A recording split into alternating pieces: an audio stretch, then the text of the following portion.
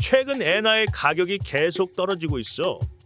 근데 그 떨어지는 수준이 잔파동이 아니고 이상한 게 아닌가 싶을 정도의 상당한 규모인데 어느새 8년 만에 최저가를 달리며 일본 여행 욕구를 자극하고 있지. 그렇다면 엔화는 왜 이렇게 떨어지고 있을까? 올해 4월에 새로 취임한 우에다 가즈오 일본은행 총재는 5월 25일 외신 인터뷰에서 정책 변화가 있을 수 있지만 나중에 일이며 일단 돈 풀기를 지속할 것을 밝혔는데 일본은 이렇게 잃어버린 20년을 극복하자는 일념 하나로 아베노믹스, 즉 돈 풀기를 꾸준히 해오고 있는 상태야. 그런데 코로나19 이후 경제 위기를 막고자 전 세계 각국에서 돈을 풀게 되고 인플레이션이 심해지자 진정시키기 위해 미국을 필두로 세계 각국에서 금리를 올리기 시작했는데 이에 미국과 다른 나라 간의 금리 차이가 생기기 시작하며 환율도 올라가기 시작해.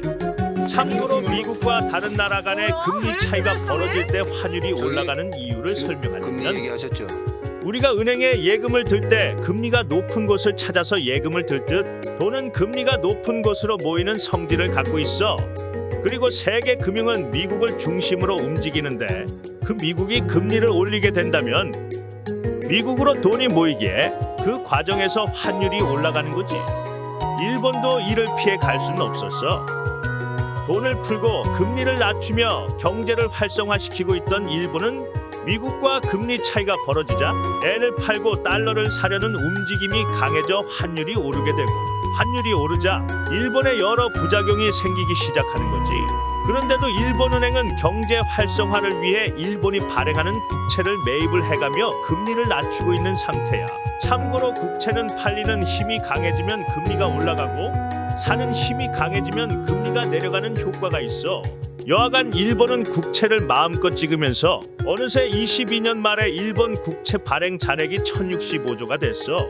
그 국채를 일본은행은 꾸준히 매입해 가면서 과거에는 국채 비율이 10% 수준이었는데 어느덧 50%를 넘어간 535조 엔이 됐고 그 비중은 꾸준히 늘어나고 있지. 이런 식으로 일본은행이 국채를 매입해서 엔을 풀며 금리를 낮추게 된다면 엔의 가치가 떨어지게 되고 인플레이션이 발생하게 돼. 사실 일본은 인플레이션을 긍정적으로 보고 있는 입장이야. 하지만 급격한 인플레이션은 혼란을 야기할 수 있기 때문에 적절한 수준을 유지하려고 하고 있지.